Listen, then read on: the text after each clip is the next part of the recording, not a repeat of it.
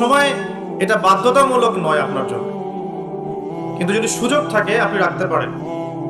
ওই সুন্নত না রেখে যদি আপনি এখন তেলাপোকা ছাড় দেন তাহলে তো সমস্যা। তেলাপোকা ছাড় কি? হাদিসে একটা শব্দ আছে, কুজা করা। এটা মানে কি? মাঝখানে চুল থাকে এইভাবে লম্বা আর দুই পাশ ফাঁকা। এই চুল কাটাটাকে হাদিসে নিষেধ করা হয়েছে। এটা কি জানতেন? আপনারা জানেন না, আমি জানি। এভাবে চুল কাটাটাকে হাদিসে কি করা হয়েছে? নিষেধ করা হয়েছে। আর রাসূলুল্লাহ সাল্লাল্লাহু আলাইহি ওয়াসাল্লাম সবসময় একটা কথা বলতেন, তোমরা ইহুদি খ্রিস্টানদের বিরোধিতা করবে। তোমরা ইহুদি এবং খ্রিস্টানদের কি করবে? বিরোধিতা করবে। তারা দাড়ি কেটে ফেলে, তোমরা দাড়ি ছেড়ে দিবে। তারা গোফ কেটে ফেলে, তারা গোফ ছেড়ে দেয়, তোমরা গোফ কেটে ফেলে। আবার বলছো, তারা মুশরিকরা কি করে? মুশরিকরা দাড়ি ছেটে ফেলে, তোমরা দাড়ি ছেড়ে দিবে। আর তারা গোফ লম্বা করে, তোমরা গোফ ছেটে ফেলবে। সবসময় আমাদেরকে উৎসাহিত করা হয়েছে বিধর্মীদের সংস্কৃতির বিপরীত করার জন্য। আর আজকে আমরা কি করছি? ইচ্ছায় হোক আর অনিচ্ছায় হোক, জেনে হোক আর না জেনে হোক, আমরা কিন্তু বিধর্মীদের আদর্শ এবং কালচারগুলো ফলো করছি না ভাই? পোশাক আশাক, দেহের গঠন, চলাফেরা, কথাবার্তা, জীবনের লাইফস্টাইল, রুটিন, এগুলো কি মুসলিমদের মতো হচ্ছে না অমুসলিমদের মতো হচ্ছে? কোন মুসলিম যুবক কি ফজরের আজান শুনে নামাজ না পড়ে ঘুমাতে পারে? আবার দুপুর 12টায় ঘুম থেকে উঠতে পারে? দুপুর 2টায় নাস্তা করতে পারে? বিকেল সময়টা গার্লফ্রেন্ডের সাথে ঘুরতে পারে? আর সন্ধ্যাবেলায় বন্ধুদের সাথে আড্ডাবাজি করে, জুয়া খেলে, বারের সময় কাটিয়ে রাত্রে আবার এসে ইন্টারনেট চালাতে চালাতে 3টা 4টা 5টা বাজে, তখন ঘুমিয়ে যায়। এই হচ্ছে এখনকার যুব সমাজের আদর্শ। একটা অসুস্থ প্রজন্ম তৈরি করছি আমরা, অসুস্থ প্রজন্ম। বিগত মনে হয় 40-50 বছর থেকে একটা প্রজন্ম তৈরি হয়েছে বাংলাদেশে, স্পেশালি আমাদের মতো ইয়াং জেনারেশন যারা আছো, একটা অসুস্থ প্রজন্ম তৈরি হয়েছে। বাবাকে সালাম দিতে এদের লজ্জাবোধ হয়, ঘরে ঢুকে মাকে সালাম দিবে লজ্জা পায়, বাসা থেকে বের হওয়ার সময় দোয়া করে বের হবে, মনে থাকে না। চুলটা কাটবে রাসূল সাল্লাল্লাহু আলাইহি ওয়াসাল্লাম মতো না, ওদের আদর্শ নেই। ড্রেস আপ, গেট আপ, পোশাক আশাক হবে ইসলামিক লেবাস, ওদের লজ্জা লাগে, মনে হয় যেগুলো এই যুগে মনে হয় চলে না।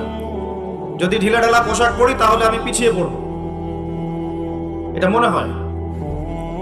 তারপরে দেখা যায় পাপকে তারা খুব একটা পাপ মনে করে না। জেনা ওদের কাছে পাপ নয়, ফ্রি মিক্সিং ওদের কাছে কোনো পাপ নয়, ছেলে মেয়ের অবাধ মেলামেশা ওদের কাছে কোনো পাপ মনে হয় না, এটা স্বাভাবিক মনে হয়। গার্লফ্রেন্ড বয়ফ্রেন্ড কালচার ওদের কাছে স্বাভাবিক মনে হয়। মাদকদ্রব্য অলমোস্ট এভরিবডি, ওই প্রজন্মের মাদক, সিগারেট, গাঁজা, ইয়াবা, ফেন্সিডিল এগুলোর সাথে সম্পৃক্ত। ম্যাক্সিমামই পর্নোগ্রাফির সাথে সম্পৃক্ত। প্রকাশ্য গোপনে মোবাইলে, ইন্টারনেটে, বাসায়, ল্যাপটপে সবাই পর্ন দেখছে বসে বসে। হ্যাঁ, রাত্রে পর্ন দেখে সকালে নামাজ পড়তে আসে। তারপরে অপসংস্কৃতি, বিভিন্ন কনসার্টে এদেরকে পাবেন আপনি। বিভিন্ন এই যে পিকনিক এর মৌসুম চলছে এখন, উচ্চস্বরে গান বাজনা বাজাবে, হ্যাঁ, ওখানে মাদকদ্রব্য সেবন করবে, সারা রাত জাগবে, ওখানে পাবেন আপনি এদেরকে। রাত 3টা 4টায় অ্যালার্ম দিয়ে থাকে যে আর্জেন্টিনা আর ব্রাজিলের খেলা আছে, এই জন্য তাহাজ্জুদ উঠতে পারে না। পড়াশোনা করছে, কি পড়াশোনা করছে আল্লাহ ভালো জানেন। এবং এই পড়াশোনাগুলো দিয়ে দেশেরই বা কি উপকার হচ্ছে, আমি সেটা দিয়ে প্রশ্ন তুলতে পারি। কতজন বিজ্ঞানী তৈরি করেছি আমরা, কতজন আইনস্টাইন তৈরি হয়েছে। উচ্চশিক্ষার জন্য বাইরে যাচ্ছি, ডিগ্রিগুলো অর্জন করে দেশে আসছি, এসে বলছি আল্লাহ বলতে কেউ নাই। একটা অসুস্থ প্রজন্ম তৈরি করছি আমরা। মোবাইল এডিকশন, স্ক্রিন এডিক্টেড, সারাদিন ফোন নিয়ে দেখবেন ব্যস্ত। এবং ফোনে কিন্তু ভালো কিছু করছে না, খারাপ কিছুই করছে। ফ্রি ফায়ার খেলছে, পাবজি খেলছে। ফোনে জুয়াও খেলা হয় এখন। ফোনে এখন জুয়াও খেলা হয়। এক জায়গায় গোল হয়ে বসে আছে, জিজ্ঞাসা করবেন কেন, ইনভেস্টিগেট করে দেখবেন লুডু খেলছে। এই লুডু নামে যে একটা গেম আছে আমরা জানতামই না, ভাবতাম যে একসাথে গোল হয়ে বসে কি করে এরা। একদিন এক যুবক বললো যে লুডু খেলে। একটা অসুস্থ প্রজন্ম তৈরি করেছি আমরা। এই প্রজন্মের হাতে দেশও নিরাপদ না। এই প্রজন্মের হাতে উম্মার কথা অনেক দূরের কথা, মুসলিম উম্মা অনেক দূরের কথা। দেশও নিরাপদ নয়। যারা এদেশকে গড়ে দিয়েছে তারা আমাদের মতো ছিল না। তাদের শৌর্য-বীর্য ছিল, গায়রত ছিল, ব্যক্তিত্ব ছিল। আমাদের দাদা পরদাদা, তাদের ব্যক্তিত্ব ছিল, গায়রত ছিল, শারীরিক শক্তি ছিল, মানসিক শক্তি ছিল।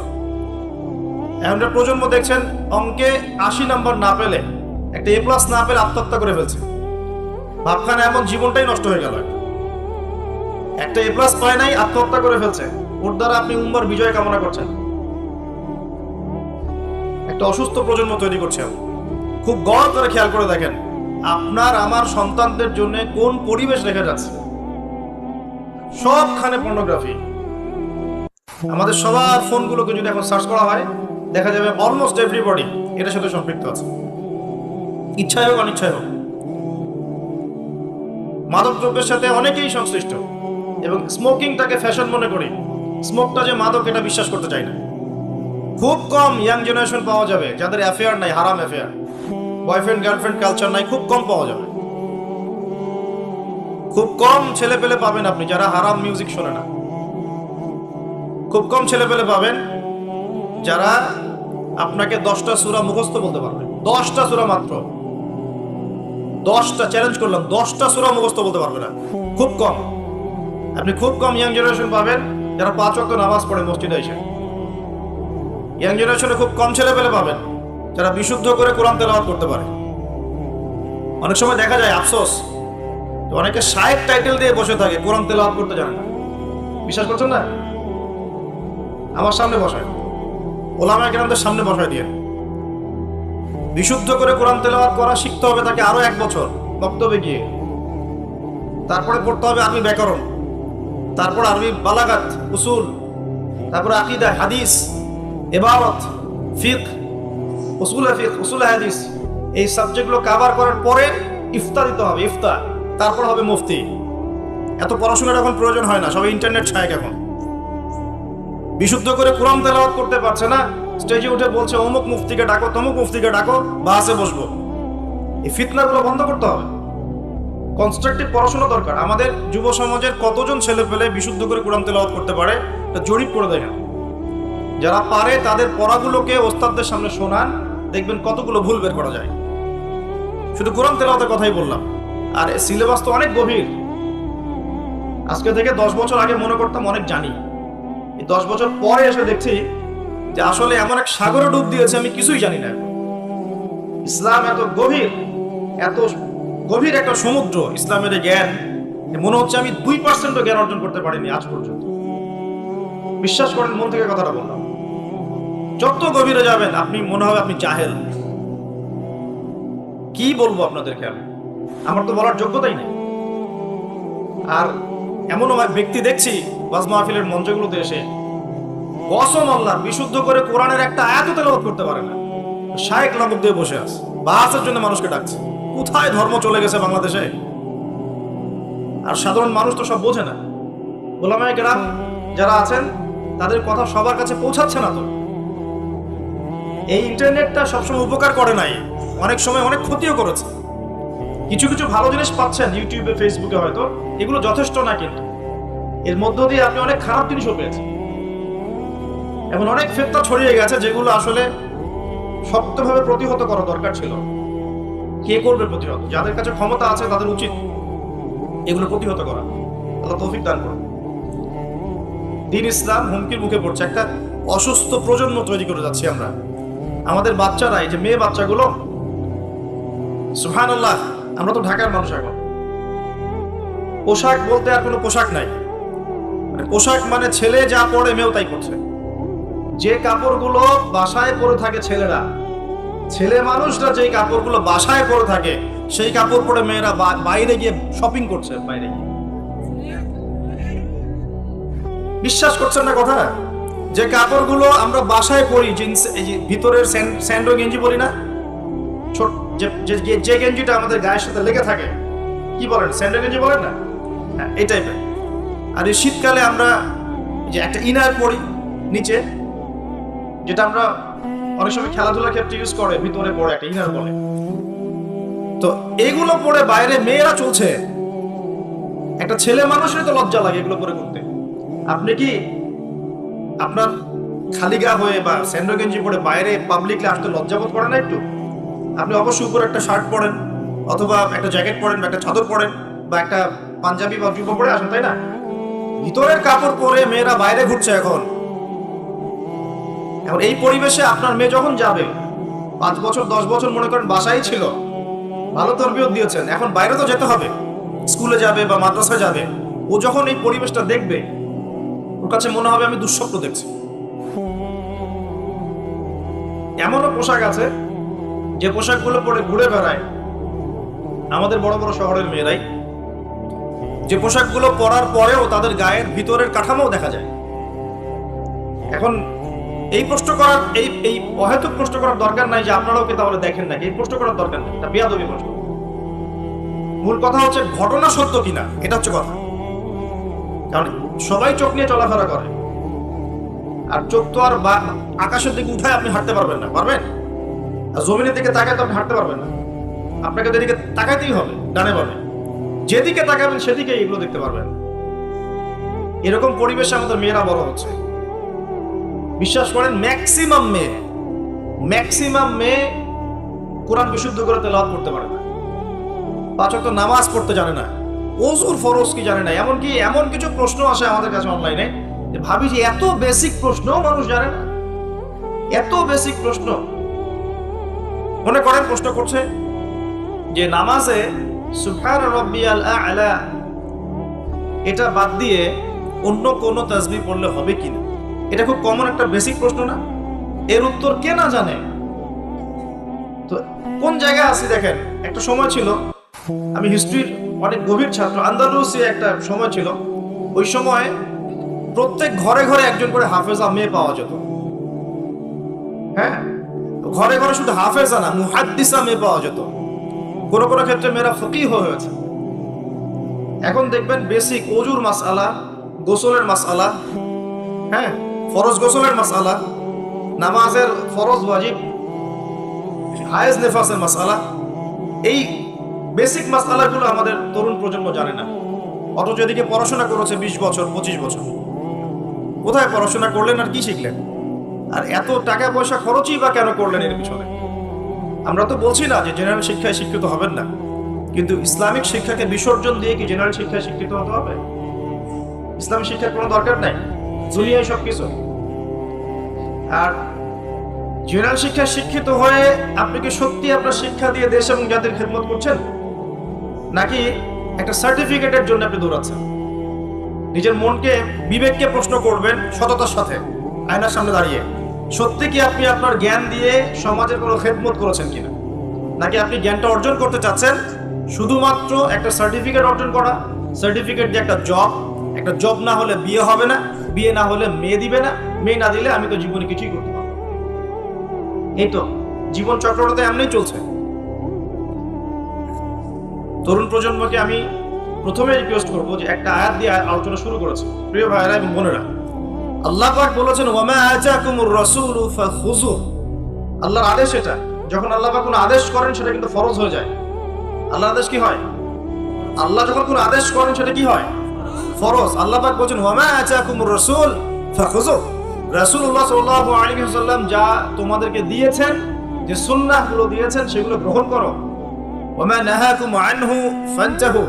রাসূল যা থেকে নিষেধ করেছেন দূরে থাকো। দুটো জিনিস পাচ্ছেন, যা দিয়েছেন নিতে হবে, যা নিষেধ করেছেন ছাড়তে হবে। শুধু যা দিয়েছেন নিব, যা নিষেধ করেছেন ছাড়বো না, এটাও কিন্তু হলো না। যা দিয়েছেন নিতে হবে, যা ছাড়তে বলেছেন কি করতে হবে? ছাড়তে হবে। আপনাকে দাড়ি ছাড়তে বলেছেন, ছেড়ে দেন। গোফ কেটে ফেলতে বলেছেন, কেটে ফেলেন। দুটোর উপর আমল হয়ে গেল। ঘুমাচ্ছেন আপনি, কেন মিউজিক শুনতে শুনতে আপনি কানের মধ্যে হেডফোন দিয়ে ঘুমিয়ে যান? এটা কি রাসূলের সুন্নাত হলো না? সুন্দর করে ওযু করবেন। এই রাতটা থেকে আমল শুরু করেন ইনশাআল্লাহ, আজকে থেকে সুন্দর করে ওযু করবেন। যদি পসিবল হয় সূরা মুলক তেলাওয়াত করবেন। কোন সূরা? তাবারাকাল্লাযী বিয়াদিহিল মুলক ওয়া হুয়া আলা কুল্লি শাইইন কাদির। এই সূরাটা রাতে তেলাওয়াত করতে বলেছেন আল্লাহ পাক, খেয়াল করে দেখেন। এবং ফজিলত বলা হয়েছে এই সূরার তেলাওয়াত ইনশাআল্লাহ আপনাকে কবরের আযাব থেকে বাঁচাবে। এটা হাদিস আছে কিন্তু। আর একটা লিংক আপনাকে দেই, একটু মনোযোগ দিবেন। লিংকটা হচ্ছে আল্লাহ পাক কোরআনের আয়াতগুলোকে তুলনা করেছেন আকাশের তারার সাথে। কিসের সাথে? আকাশের তারার সাথে। আকাশের তারা কি করে? শুধু কিন্তু সৌন্দর্য বৃদ্ধি করে না, আকাশের তারাগুলোকে যদি মিলাতে পারেন সঠিকভাবে, আপনি পথ খুঁজে পাবেন। কি পাবেন? পথ বা রাস্তা খুঁজে পাবেন। আর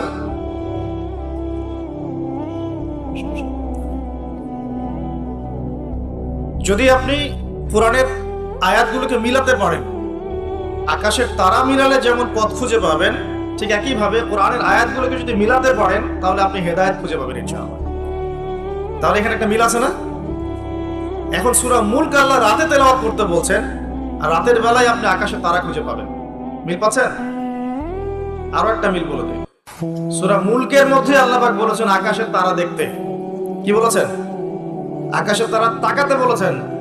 আকাশের দিকে তাকাও, আল্লাহর নিদর্শনগুলোর দিকে তাকাও, আসমানের তারাগুলোর দিকে তাকাও, দেখো এই সৃষ্টির মধ্যে তুমি কোন রকম খুঁত খুঁজে পাও কিনা, কোনো ত্রুটি খুঁজে পাও কিনা। পাওয়া যাবে? তোমার দৃষ্টি বারবার ব্যর্থ হয়ে ফিরে আসবে, কিন্তু কোনো ত্রুটি তুমি খুঁজে পাবে না। দেখেন আল্লাহ পাক বলছেন কোরআনের আয়াতগুলো পথ দেখাবে, ঠিক যেমন আসমানের তারাগুলো পথ দেখায়। আর আল্লাহ পাক রাতের বেলায় সূরা মুলক তেলাওয়াত করতে বলছেন, যেই সূরার মধ্যে তারা দেখার কথা আছে। মিল পাচ্ছেন? রাতের বেলা সূরা মুলক তেলাওয়াত করতে শেখেন, অথবা মুখস্থ করে ফেলেন। মুখস্থ করতে পারবেন না ইনশাআল্লাহ? কয়টা আয়াত এখানে? কয়টা আয়াত বলেন তো? কয়টা? আস্তাগফিরুল্লাহ। কয়টা আয়াত? 30টা। কয়টা আয়াত? নবীজি বলেছেন কোরআনে একটা সূরা আছে 30 আয়াতের। কত আয়াতের?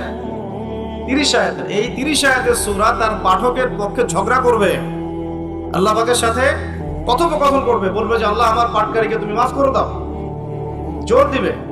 মানে এটা আল্লাহ পাকের ইচ্ছাতেই হবে, এবং আল্লাহ পাক তার কথা শুনবেন এবং তাকে মাফ করে দেবেন ইনশাআল্লাহ। তো এই সূরাটা মুখস্থ করা যাবে না ইনশাআল্লাহ? এই সূরার শেষে আরেকটা কথা আছে, পুরো সূরা বললে পুরো সূরা এই সূরা দিয়েই লেকচার শেষ হয়ে যাবে, এটা আরেকদিন বলবো ইনশাআল্লাহ। শেষের একটা কথা বলে দেই, এই সূরার শেষের দিকে একটা কথা আছে, কুল আরাআইতুম ইন আসবাহা মাউকুম গাওরান ফামা ইয়াতিকুম বিমাইন মাঈন। আল্লাহ পাক বলছেন তোমরা কি কখনো ভেবে দেখেছো যে যদি আল্লাহ পাক এই ভূগর্ভস্থ পানিটাকে নিচে নামিয়ে দেন, ভূগর্ভস্থ পানির স্তরটাকে নিচে নামিয়ে দেন, কোন সত্তা কি আছে যে তোমাকে সেই পানি এনে দিবে? আছে? এই আয়াত থেকে আমাদের একটা শিক্ষা আছে, একটু বলি শোনেন। শিক্ষাটা হচ্ছে আমরা এখন অপচয়ে খুব পটু, আমরা খুব অপচয় করি জিনিসপত্র। আমরা গ্যাস অপচয় করি, রাষ্ট্রের সম্পদ অপচয় করি, রাষ্ট্রের রাস্তাঘাট নিজের বাপ দাদার সম্পত্তি মনে করে নষ্ট করে ফেলি। সম্পত্তি কিন্তু আমার না, এটা রাষ্ট্রের, জনগণের। আপনি রাষ্ট্রের সম্পত্তি নষ্ট করতে পারেন না, আপনাকে কিন্তু জবাব দিতে হবে। এই যে রাস্তায় যাচ্ছেন, মনে করেন টোল দিতে হবে, বাইকটা টান দিয়ে টোল না দিয়ে চলে গেলেন, এই যে একটা চুরির অপরাধ হলো, প্রতারণা হলো আপনার, এটা হক ছিল রাষ্ট্রের, নষ্ট হয়ে গেল। এভাবেই রাষ্ট্রের সম্পদগুলো নষ্ট হচ্ছে, অনেকেই করছে, এটা করা যাবে না। এই যে পানি অপচয় করছি আমরা, গ্যাস অপচয় করছি, কোনো কোনো ক্ষেত্রে আমরা আমাদের হায়াতও অপচয় করছি না? হায়াত অপচয় করছি না, সময় হায়াত অপচয় করছি, আমাদের যৌবন অপচয় করছি। অপচয়ে পটু একটা জাতিতে পরিণত হয়েছি আমরা। আল্লাহ মাফ করুক আমাদের। আল্লাহ পাক দেখেন, আল্লাহ পাক বলছেন পানির স্তর কিন্তু নিচে নেমে যেতে পারে, যদি নিচে নেমে যায় আল্লাহ ছাড়া কে আছে পানি নিয়ে আসবে তোমাদের জন্য? এই পানি অপচয় করতে করতে করতে করতে এখন পানির স্তর নিচে নেমে গেছে অলরেডি। ঢাকা সহ বাংলাদেশের, ঢাকা স্পেশালি এর পানির যে লেয়ার, এটা নিচে নেমে যাচ্ছে দিন দিন। খবর আছে আপনার? সারাদিন, একদিন 24 ঘন্টায় পুরো ঢাকা শহরের প্রত্যেকটা বাথরুমে যত গ্যালন গ্যালন পানি অপচয় হয়, এগুলোকে সংরক্ষণ করা গেলে বাংলাদেশের পানির অপচয়, পানির কোনো সংকটই থাকতো না। এখন মনে হচ্ছে পানি তো অনেক, সমস্যা নাই, পানি চলে যেতে কয়দিন সময় লাগবে? নদীগুলো শুকিয়ে যাচ্ছে না? আগের মতো পানি আছে নদীতে? নদীগুলো শুকাচ্ছে না? অপচয় এমন একটা কাজ, যখন একটা জাতি অপচয় করে তখন তাদের উপর থেকে বরকতটা উঠে যায়। কি উঠে যায়? বরকত। আমরা অপচয়টা বন্ধ করে দিই, আল্লাহ পাক তৌফিক দান করুন। আমাদের অপচয়টা দেখাচ্ছি, একটু দেখেন। আমরা মাশাআল্লাহ মসজিদে যাই, গিয়ে মাশাআল্লাহ আমরা ট্যাপটা ছাড়ি, আর যার ইমানের জোর যত বেশি তার ট্যাপের স্পিডও মাশাআল্লাহ তত বেশি। ঠিক আছে, পানি পড়তে থাকে দেদারসে, এক বালতি পানি দিয়ে আমরা ওযু করি, এক বালতি পানি দিয়ে আমরা একজন ওযু করি। খেয়াল করে দেখেন, এখন যদি মসজিদে নামাজ পড়তে আসে 500 জন মুসল্লি, 500 বালতি পানি খরচ করে ফেলেছে। ওমর রাদিয়াল্লাহু আনহুর যুগ হলে এই মুসল্লিরা মাইর খেত। ওমর রাদিয়াল্লাহু আনহুর যুগটা থাকলে এখন এই মুসল্লিদেরকে পিটানো হতো, ওখানে প্রশাসন থাকতো কতটুকু পানি খরচ করতে দেখার জন্য। এটা কি অপচয় মনে হচ্ছে না আপনার কাছে? এক বালতি পানি দিয়ে রাসূল সাল্লাল্লাহু আলাইহি ওয়াসাল্লাম এক বালতিরও কম পানিতে গোসল করতেন। সহিহ বুখারী পড়ে দেখেন, নবী সাল্লাল্লাহু আলাইহি ওয়াসাল্লাম এক বালতিরও কম পানি দিয়ে গোসল করতেন। আর আমরা ওযুই করি এক বালতি পানি লাগে, আধা বালতি পানি লাগে। আর এই শহরগুলোতে যে শাওয়ার ছেড়ে দিলাম, ব্যাস পড়ছে পানি 1 লিটার, 10 লিটার, 15 লিটার, 20 লিটার গোসল করতেছে। মহিলা ঢুকলে তো কথাই নাই, 40-50 লিটার পানিও চলে যেতে পারে। এই যে পানির অপচয়, এটা লেকচারে বলবো ভাবছিলাম, সুযোগ পাচ্ছিলাম না, আজকে মনে পড়েছে বলে দিলাম। পানির অপচয় করেন না। আল্লাহ পাক কিন্তু পানির নিয়ামত নিয়ে নিতে পারেন, পানির স্তর নিচে নেমে যেতে পারে, কিন্তু আল্লাহ পাক আমাদেরকে বোঝার তৌফিক দান করুন। শুধু পানি না, কোন সম্পত্তিরই অপচয় করবেন না, ব্যক্তিগতও না, রাষ্ট্রেরও না। সম্পত্তি সঞ্চয় করার চেষ্টা করেন ইনশাআল্লাহ, তাহলে সামনের যে দিনগুলো আসবে কঠিন, ওই সময় ইনশাআল্লাহ লাভ হবে আমাদের। কঠিন দিন যে সামনে আসছে, এটা কি বিশ্বাস করেন না? বিশ্বাস করার দরকার নাই, যখন আসবে তখন বুঝেন। এখন শোনেন, যুবক ভাইদেরকে বলছিলাম এবং যুবতীদেরকেও বলছি, স্পেশালি ইয়াং জেনারেশনে বেশি, তার তোমাদেরকে বলছি, আল্লাহ পাকের এখানে দুইটা কথা আছে। একটা কথা, রাসূলের আদেশ যা যা আছে মানতে হবে, নিষেধ যা যা করেছেন বর্জন করতে হবে। স্টার্ট করেন ঘুম থেকে। ঘুমানোর সময় আপনি সূরা মুলক পড়েন। সূরা মুলক তেলাওয়াত করতে হলে কোরআন তেলাওয়াত করার আগে শিখতে হবে, তাই তো? সবাই জানি তো ইনশাআল্লাহ? কোরআন তেলাওয়াত করা জানি? কনফিডেন্স নাই? কোরআন তেলাওয়াত করা জানেন না? আল্লাহ সবাইকে তৌফিক দেখ। আজকের মাহফিল সার্থক হবে যদি একটা ওয়াদা করে বাসায় যান, এই ওয়াদাটা পূরণ করতে পারেন, আজকের এই মাহফিল সফল করবেন। আগামী মার্চ মাসের মনে হয় 20 থেকে 20-25 তারিখের দিক থেকে সম্ভবত রমজান শুরু হবে। ঠিক আছে, এটা কি মাস চলছে? ডিসেম্বর, জানুয়ারি, ফেব্রুয়ারি, মার্চ, 2 মাস বাকি আছে, 2-3 মাস বাকি আছে। এই 3 মাস সময়ের মধ্যে এই মাহফিলে উপস্থিত প্রত্যেক যুবক যুবতী বিশুদ্ধ করে কোরআন তেলাওয়াত করা শিখবেন, ওয়াদা করেন, আল্লাহর কাছে ওয়াদা করেন, শিখবেন ইনশাআল্লাহ। ইনশাআল্লাহ। শয়তান 3টা ধোঁকা দিবে। কয়টা ধোঁকা? হাত নামান। শয়তান 3টা ধোঁকা দিবে, এটা সবাইকে দেয়, আপনাকেও দিবে। 1 নাম্বার ধোঁকা, বৈজ্ঞানিক পদ্ধতি পড়েছি, হুজুরের কাছে পড়েছি, হ্যাঁ, তারাবির নামাজের আগে পরে পড়েছি, রমজানে পড়েছি, আমার জানার দরকার নেই, আমি অনেক জানি। এটা শয়তানের একটা ধোঁকা।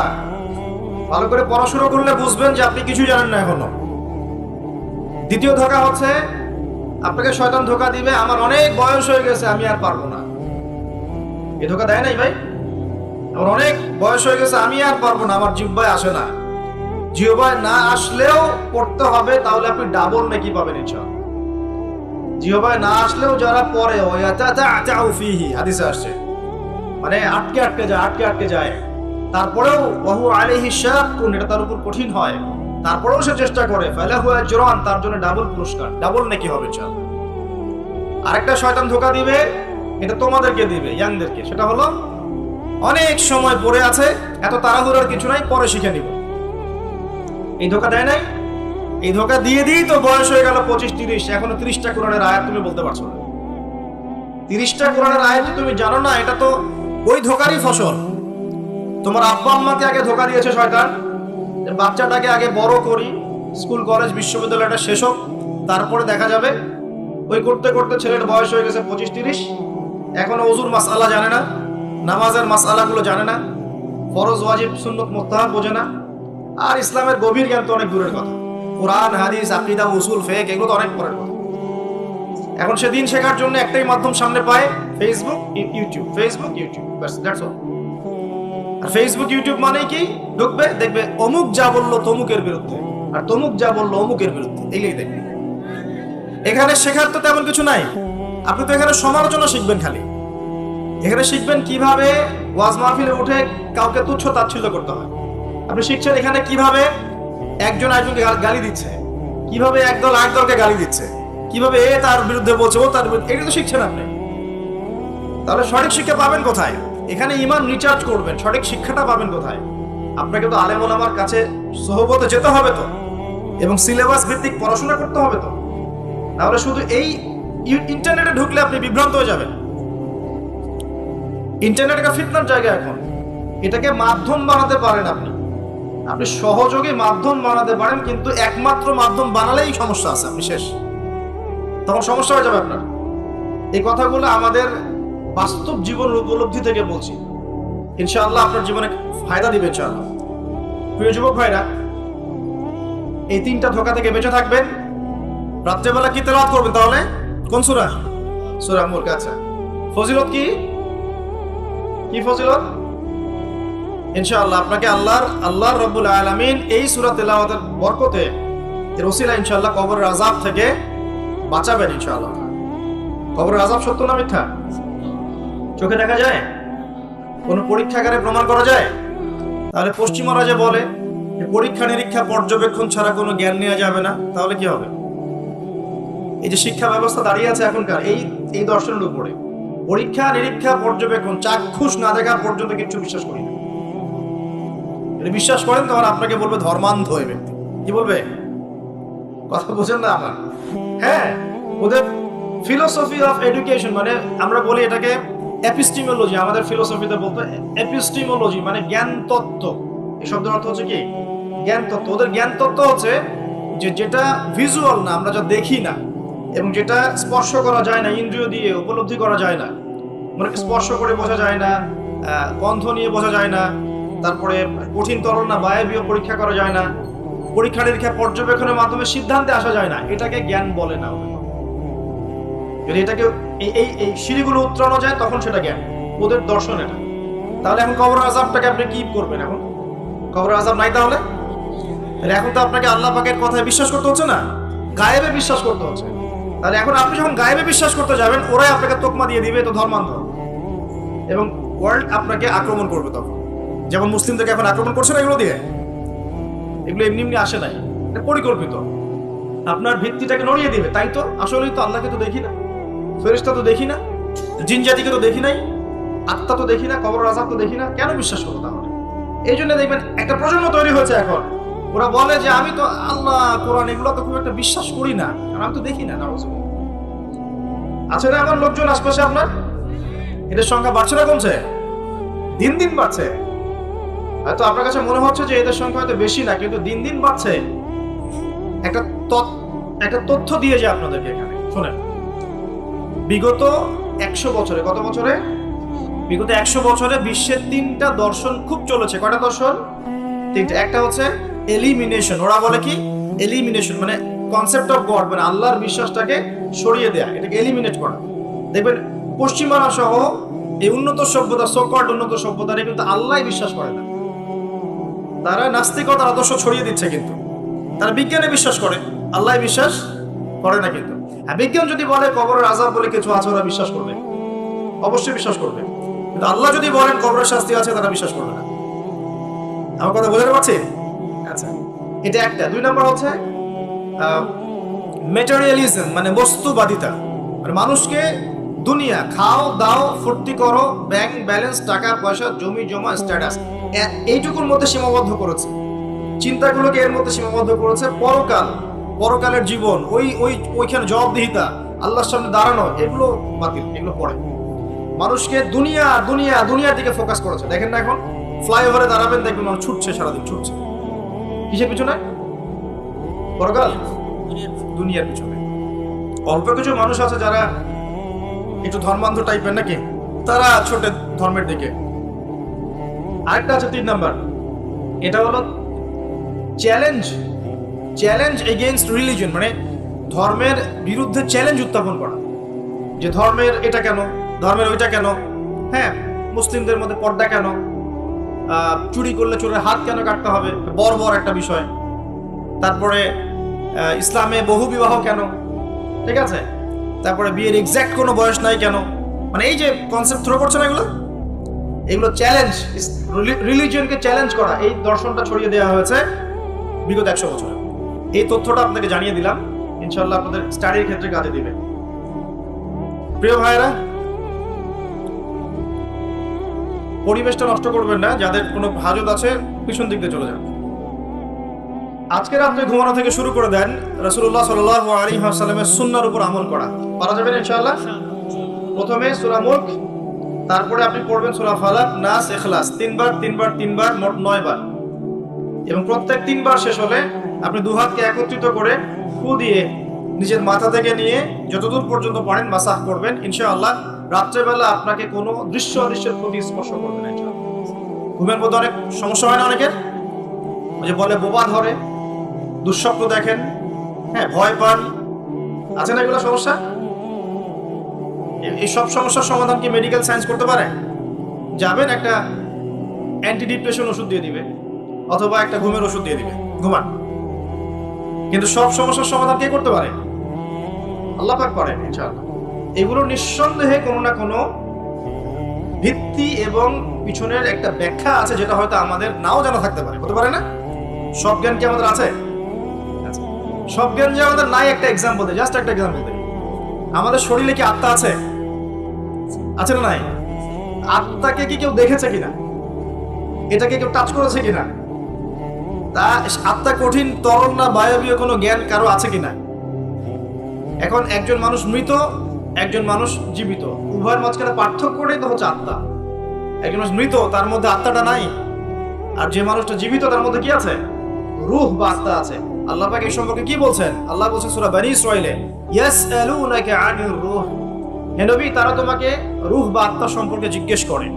কুলির রূহু মিন আমরি রাব্বি, তুমি বলে দাও হে নবী, রূহ হচ্ছে তোমার রবের একটা আদেশ মাত্র। কি একটা আদেশ?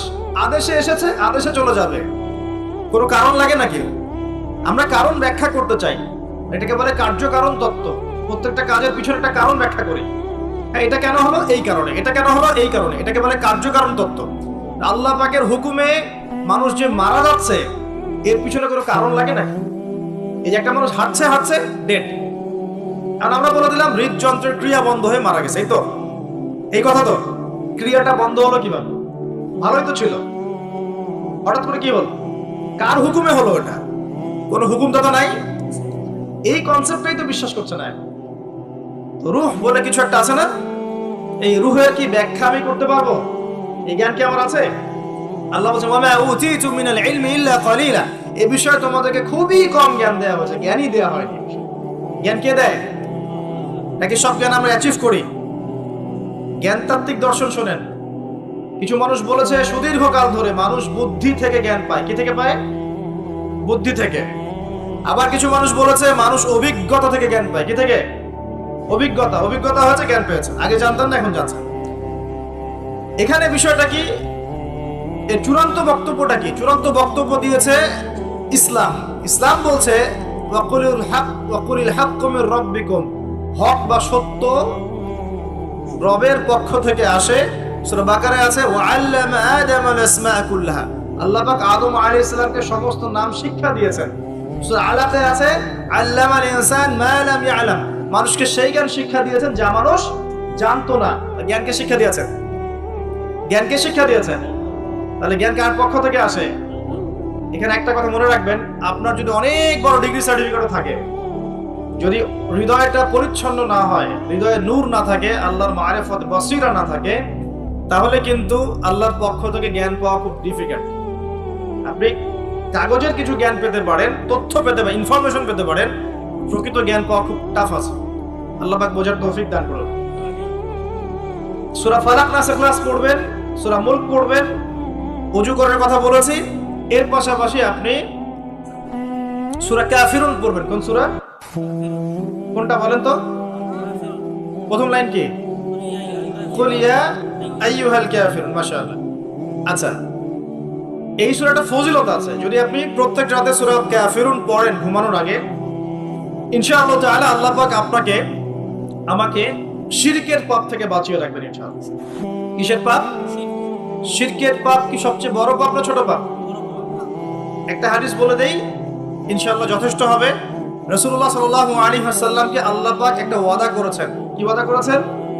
আল্লাহ পাক বলছেন মিরাজের রাতে, হে নবী মুহাম্মদ সাল্লাল্লাহু আলাইহি ওয়াসাল্লাম, তোমার উম্মতের মধ্যে কোনো ব্যক্তি যদি, তোমার উম্মতের মধ্যে যে কোনো ব্যক্তি যদি আসমান জমিন সমান পাপ নিয়ে আমার সামনে হাজির হয়, কিন্তু আমার সাথে কাউকে শরীক করেনি, শিরকের পাপ নাই, আমি আল্লাহ তার সামনে আসমান জমিন সমান গুনাহ, আসমান জমিন সমান ক্ষমা নিয়ে হাজির হব।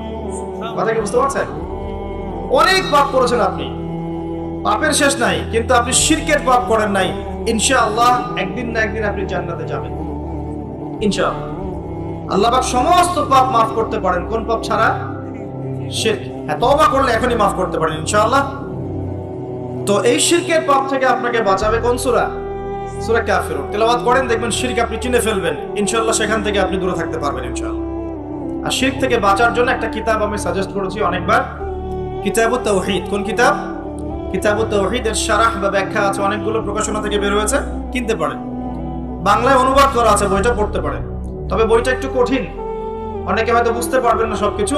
যেটাই বুঝবেন না, স্থানীয় বড় আলেম যিনি আছেন, হকপন্থী আলেম, তার কাছে গিয়ে জিজ্ঞাসা করবেন। একা একা পণ্ডিত হতে যাবেন না, একা একা পণ্ডিত হয়ে গেলে সমস্যা। ওই যে এক শ্রেণী বের হয়ে গেছে যে কোরআন মানলেই হবে, হাদিস মানার কোনো দরকার নেই, আছে না? হ্যাঁ, এই যে বেশি পণ্ডিত এখানে কোরআনের দলিলকে অগ্রাহ্য করলো। আল্লাহ যে বলছেন রাসূল যা দিয়েছেন নাও, রাসূলের দেওয়াগুলো পাবো কোথায়? রাসূল যা দিয়েছেন সেগুলো কি কোরআনে আছে নাকি? রাসূল যেগুলো দিয়েছেন ওগুলো কোথায় আছে? রাসূল যেগুলো থেকে নিষেধ করেছেন ওগুলো কোরআনে আছে নাকি? রাসূল যেগুলো নিষেধ করেছেন কোথায় আছে? তাহলে এই অংশটুকু বাদ দিয়ে কোরআন মানা যাবে নাকি? তার মানে হচ্ছে আমি কোরআনটাই তো মানলাম না, তাহলে আমি কোরআনটাই মানিনি আসলে। তো এই যে সমস্যা, নিজে বেশি পণ্ডিত হতে গেলে প্রবলেম আছে। ওলামায়ে কেরামের সাথে সম্পর্ক রাখতে হবে। আর কোন ওলামায়ে কেরামের সাথে সম্পর্ক রাখবে? যাদের সকালের ফতোয়া দুপুরের একটা পিটানিতে রাত্রে চেঞ্জ হয়ে যায়।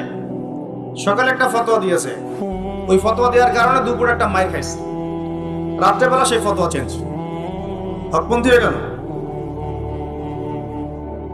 এমন বহু আছে, মানে এমন কিছু মতাদর্শ নিয়ে চলে যেগুলো নিয়ে চললে জীবনে কোনো বাধা বিপত্তির অবকাশ নাই। সারা জীবন দাওয়াতি কাজ করেই যাবে, কেউ একটু শব্দও করবে না তার বিরুদ্ধে। রাসূলুল্লাহ সাল্লাল্লাহু আলাইহি ওয়াসাল্লামকে 23 বছরে এত মার খেতে হইলো কেন তাহলে? আমাকে একটা প্রশ্ন উত্তর দেন। লা ইলাহা ইল্লাল্লাহ এর দাওয়াত তো নবী সাল্লাল্লাহু আলাইহি ওয়াসাল্লামও দিয়েছেন, আর আমিও দিচ্ছি, আপনিও দিচ্ছেন। রাসূলুল্লাহ সাল্লাল্লাহু আলাইহি ওয়াসাল্লামের উপরে এত বাধা বিপত্তি নির্যাতন নিপীড়ন নেমে আসে, আর আপনার ঘরে এত এত এত অর্থ সম্পদ করে আসতেছে, ঘটনাটা কোথায়? তাহলে এই লা ইলাহা ইল্লাল্লাহ গুলোর মধ্যে নিশ্চয়ই পার্থক্য দেখা যাচ্ছে। কথা মানে বোঝেন না? যেই লা ইলাহা ইল্লাল্লাহ এর দাওয়াত দেওয়ার জন্য নবী সাল্লাল্লাহু আলাইহি ওয়াসাল্লামকে গালি খেতে হয়েছে 15টা। কয়টা বলেন? 15টা গালি খেতে হয়েছে। আর রাহিবুল মাকতুম বই পড়ে দেখেন, যেই লা ইলাহা ইল্লাল্লাহ এর দাওয়াত দেওয়ার কারণে রাসূলকে 16 বার হত্যা করার চেষ্টা করা হয়েছে। কতবার? পড়েন, সিরাতের বই পাবেন। মক্কা বিজয়ের সময় তাওয়াফ করার সময়ও তাকে হত্যার চেষ্টা করা হয়েছে। যেই লা ইলাহা ইল্লাল্লাহ দাওয়াত দেওয়ার জন্য নবী সাল্লাল্লাহু আলাইহি ওয়াসাল্লামের ঘাড়ে উটের নাড়ি ভুঁড়ি চাপিয়ে দেওয়া হয়েছে, দেশান্তরিত করা হয়েছে, তায়েফের মানুষ ইটপাটকেল নিক্ষেপ করেছে, রক্ত ঝরেছে। সেই একই লা ইলাহা ইল্লাল্লাহর দাওয়াত দেওয়ার পরে আমার ঘরে বিলিয়ন বিলিয়ন ডলার আসতেছে। সমস্যা কোথায়? তাহলে সমস্যা কোন জায়গায়? নিঃসন্দেহে উভয় লা ইলাহা ইল্লাল্লাহর মধ্যে পার্থক্য আছে। হ্যাঁ, আমি এমন লা ইলাহা ইল্লাল্লাহর দাওয়াত দিচ্ছি যে দাওয়াত দিলে কোনো সমস্যা নাই, আমি সব তরকারিতেই চলবো, পার পেয়ে যাবো ইনশাআল্লাহ। আর যদি হকপন্থী লা ইলাহা ইল্লাল্লাহর দাওয়াত দিতে যান তাহলে সমস্যা আছে। আল্লাহ রাব্বুল আলামিন আমাদেরকে সৎ কাজের আদেশের সাথে সাথে অসৎ কাজে নিষেধ করার তৌফিক দান করুন। বিশ্বাস করেন, নবী সাল্লাল্লাহু আলাইহি ওয়াসাল্লাম যদি সারা জীবন বলতেন সুবহানাল্লাহ পড়লে এত নেকি হয়, আলহামদুলিল্লাহ পড়লে এত নেকি হয়, আল্লাহু আকবার পড়লে এত নেকি হয়, কোনো সমস্যা হওয়ার কথা ছিল না। নবী সাল্লাল্লাহু আলাইহি ওয়াসাল্লামকে প্রস্তাব দেওয়া হচ্ছে, তুমি যে আল্লাহর ইবাদত করো সেই আল্লাহর ইবাদত আমরা করব, পাশাপাশি আমরা আমাদের লাত উজ্জা মানাতেরও ইবাদত করব। হবে কি? নবী সাল্লাল্লাহু আলাইহি ওয়াসাল্লাম বলছেন, জি না, হবে না। কুলু লা ইলাহা ইল্লাল্লাহ তুফলিহুন। লা ইলাহা ইল্লাল্লাহ বলে সমস্ত বাতিল ইলাহকে অ্যাভয়েড করতে হবে, এলিমিনেট করতে হবে, তারপর হবে মুসলিম। এখন আপনি 5 ওয়াক্ত নামাজও পড়বেন মাশাআল্লাহ, এদিকে সুদও খাবেন, আপনি রমজান মাসে সাওমও রাখবেন মাশাআল্লাহ, আপনি ঘুষও নেবেন, আপনি এদিকে দান সৎকার করবেন, আবার যাকাতও দিবেন না। এদিকে মাশাআল্লাহ আপনি তাহাজ্জুদ পড়বেন, পর্দা মানবেন না। হ্যাঁ, এদিকে আপনি তাসবিহ তাহলিল করছেন, হজ উমরা করছেন বছর বছর, এদিকে দুর্নীতিও করবেন, অন্যের সম্পদ আত্মসাৎও করবেন। এই লা ইলাহা ইল্লাল্লাহ তো আল্লাহর রাসূল শিখান নাই, শিখাইছেন? উদখুলু ফিস সিলমি কাফা মানে কি?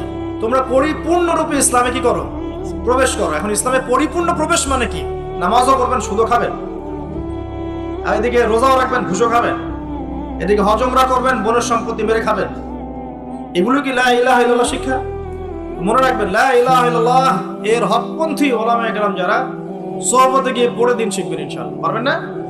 এটা চেনার জন্য আপনাকে এত কষ্ট করতে হবে না, এত কষ্টের প্রয়োজন নাই। খালি দেখবেন যে কাদের দাওয়াতে বাধা বিপত্তি নেমে আসে আর কাদের আসে না।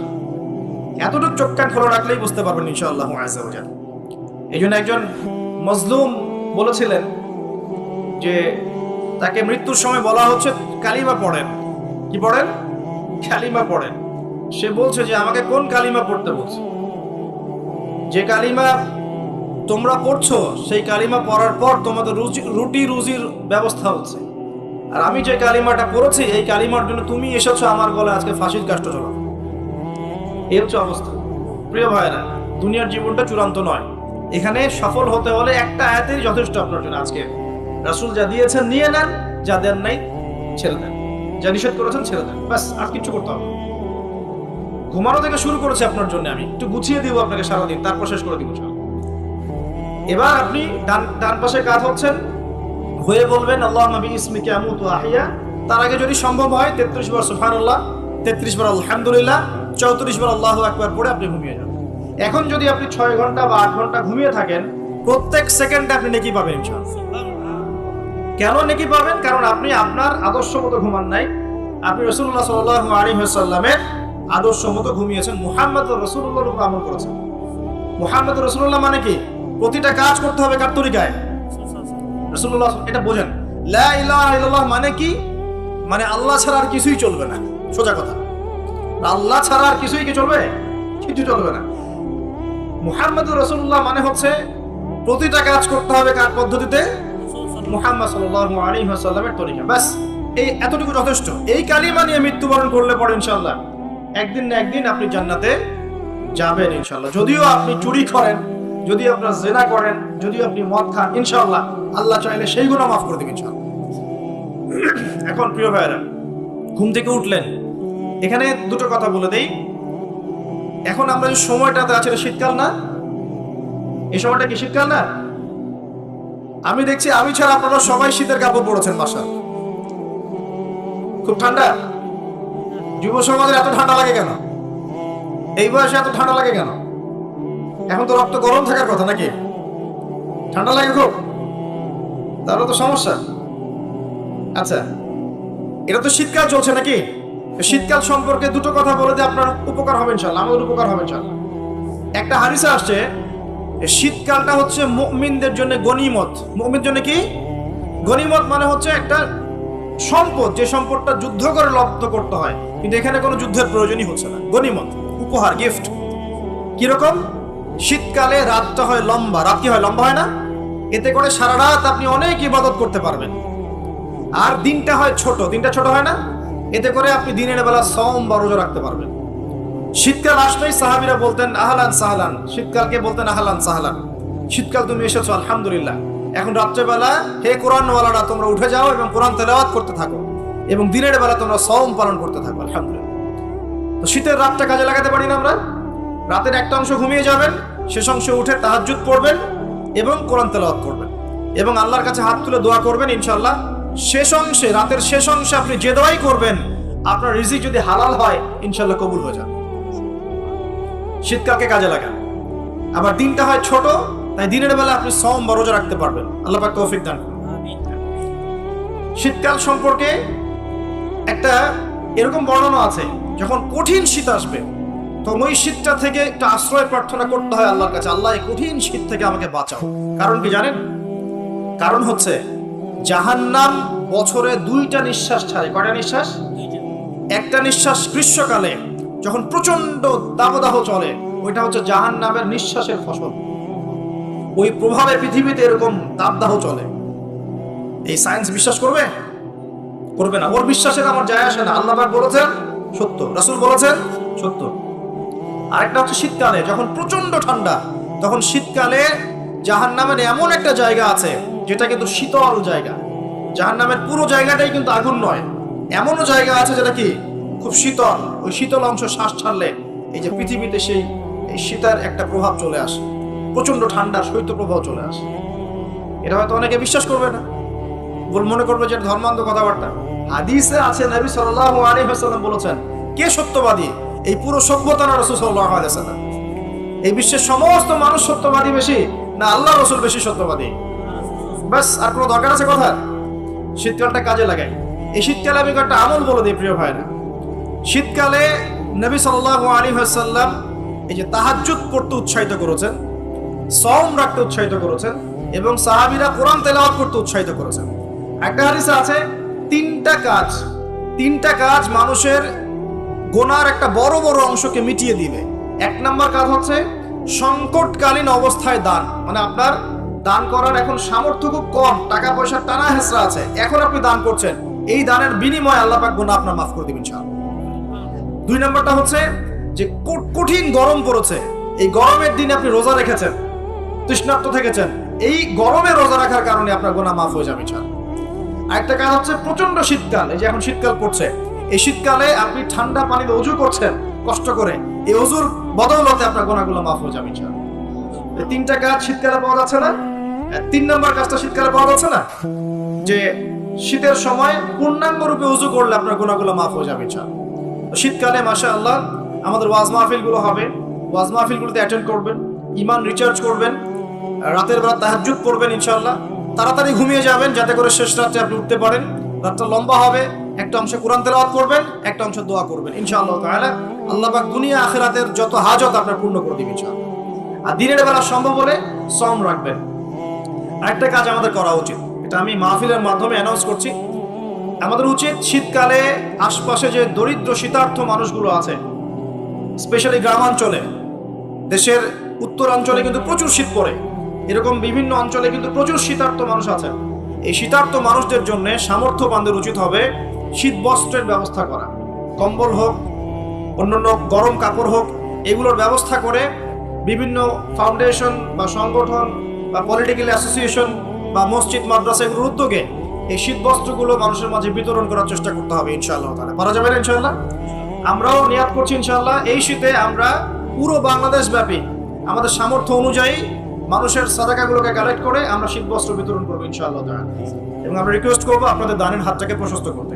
তবে মনে রাখবেন, কখনো যদি দেখেন যে আমার নামে বা আমাদের ফেসবুক আইডি ইউজ করে, পোস্টকে ইউজ করে কেউ দান সদকা চাচ্ছে, এনশিওর না হওয়া পর্যন্ত কেউ দান করবেন না। এরকম প্রচুর প্রতারক ফ্রড বের হয়েছে যারা আমাদের নাম ইউজ করে কিন্তু মানুষের কাছে টাকা পয়সা চাওয়ার চেষ্টা করছে। আমি কখনো মানুষের সামনে এভাবে কোনো প্রজেক্টের জন্য টাকা পয়সা চাই না। যদি চাই এইভাবে জনসমক্ষে এসে